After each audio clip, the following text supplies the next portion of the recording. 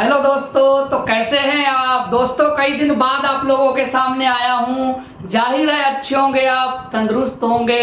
फिर से एक नई ऊर्जा के साथ इंजेक्शन मोल्डिंग से रिलेटेड एक नए टॉपिक के साथ आप लोगों के सामने उपस्थित हुए हैं। फिर से अब ये दौर चालू रहेगा। मैं कोशिश करूंगा कि वीडियो अपलोड करता रहूं। कई दोस्तों के कॉल्स आते हैं लेकिन हम उसको रिप्लाई नहीं कर पाते हैं। कोई रीजन है जिसकी वजह से टाइम नहीं मिल पाता है। अब हम फिर से आप लोगों के सामने वीडियो बनाने की कोशिश करेंगे। दोस्तों, एक सिंपल टॉपिक मैं लेने जा रहा हूं। इंजेक्शन मोल्डिंग प्रोसेस में जो पोजीशंस रहती हैं, चाहे वो वेरिएबल्स पैरामीटर की हों या नॉन वेरिएबल्स पैरामीटर्स की हों, वो पोजीशन को हम आज एक्सप्लेन करेंगे। पोजीशन को कैसे सेट करते हैं, पोजीशन कितनी रखनी चाहिए, उस पोजीशन पे स्पीड को कैसे वेरीफाई करते हैं, प्रेशर को कैसे वेरीफाई करते हैं, चाहे वो इजेक्टर फॉरवर्ड हो, इजेक्टर बैकवर्ड हो, मोल्ड ओपनिंग हो, मोल्ड क्लोजिंग हो, मटेरियल्स की पोजीशंस हो, ट्रांसफर पोजीशंस हो, या फिर पोजीशंस बेस पे जब हम कोर को सेट करते हैं, या वॉल गेट की जो पोजीशंस रहती हैं, इन पैरामीटर्स पे बात करेंगे। पोजीशन बहुत ही इम्पोर्टेंट रोल अदा करती है प्रोसेस में। यदि आप पोजीशन को सेट करना जान गए, यानी कि चाल बराबर दूरी बटा समय, इस फार्मूले के बेस पे यदि आप इंजेक्शन मोल्डिंग का प्रोसेस करने लगे तो समझ लीजिए आप पूरी तरह से परफेक्ट हो गए। इंजेक्शन मोल्डिंग में आप किसी तरह की भी पोजीशन को सेट कर सकते हैं। उस पोजीशन पे कितना प्रेशर लग रहा है, कितनी स्पीड लग रही है, और वो पार्ट की कौन सी लोकेशन पे है, आप डिसाइड कर सकते हैं। अब बात करते हैं मोल्डिंग नॉन वेरिएबल्स पैरामीटर और वेरिएबल्स पैरामीटर पे जो पोजीशंस रहती हैं उसको कैसे सेट करते हैं। वीडियो स्टार्ट होने से पहले आप लोगों से रिक्वेस्ट है, जो मेरे लिए नए हैं, मेरे चैनल के लिए नए हैं, प्लीज मेरा चैनल सब्सक्राइब करें ताकि आप तक मेरी वीडियो जो अपलोड करूं पहुंचती रहे।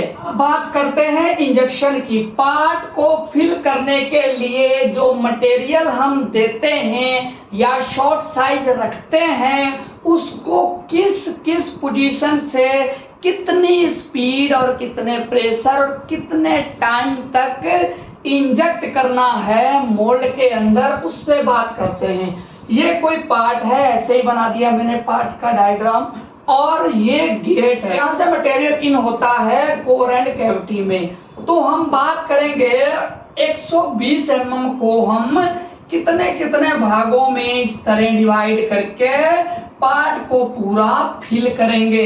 वही हमने यहाँ पोजीशन सेट करी है, यानी कि पहली जो पोजीशन है वो 120 है। 120 को हम किस स्पीड और प्रेशर से इंजेक्ट करेंगे वो पहले आप सेट करेंगे पैरामीटर में। वो हमें ध्यान रखना है कि स्टार्टिंग में यदि आप फ्लो ज्यादा देंगे या प्रेशर ज्यादा देंगे तो क्या होगा, यहाँ पर फ्लो मार्क आने के चांस रहते हैं। इसलिए आप इसको स्लोली फिल करेंगे। कितने mm तक, 20 mm तक, यानी कि 120 से 100 mm तक को हम जो 20 और 100 के प्रेशर से, यानी 20 की स्पीड और 100 के प्रेशर से इंजेक्ट कर रहे हैं।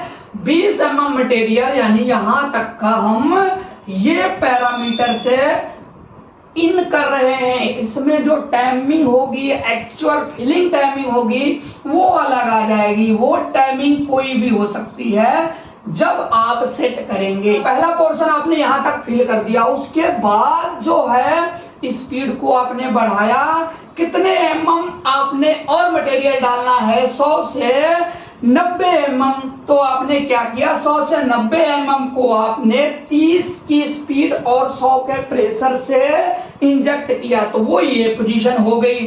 1 position, 2 position, 3 position, 4 position, 5 position और 6 पोजीशन, लास्ट जितनी भी पोजीशन में आप सेट करना चाहें पैरामीटर्स कर सकते हैं। और लास्ट की जो रहती है वो ट्रांसफर पोजीशन होती है, जिसके बाद होल्डिंग लगना स्टार्ट हो जाती है, होल्डिंग का पोर्शन स्टार्ट हो जाता है, यानी कि आप उसको ट्रांसफर कर रहे हैं होल्डिंग स्टेज में, इंजेक्शन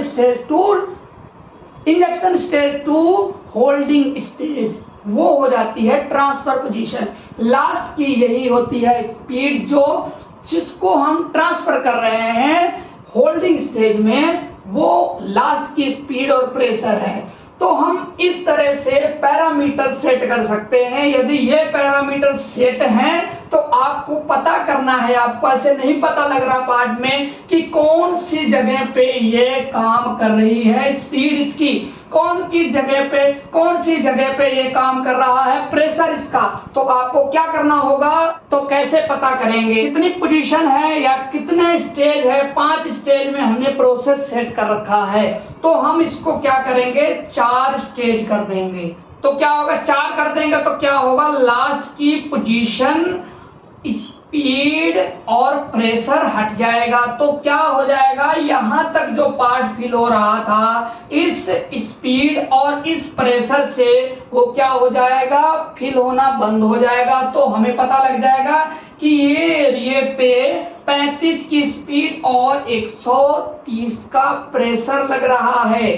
फिर उसके बाद आप क्या करेंगे, इसको 3 स्टेज में कर देंगे। तो ये 50 स्पीड जो लग रही है 120 के प्रेशर से, वो इसके अंदर पता लग जाएगा कि इस एरिया पे ये काम कर रही है। इसी तरह आप स्टेज कम करते जाएंगे तो लास्ट तक पता चल जाएगा कि कौन स्पीड और कौन सा प्रेशर किस पोजीशन और किस टाइम में लग रहा है। तो आप क्या करेंगे, किसी एरिया में यदि आपको प्रॉब्लम आ रही है पार्ट के अंदर, तो वो पार्ट को सही कर सकते हो इस बेस पे।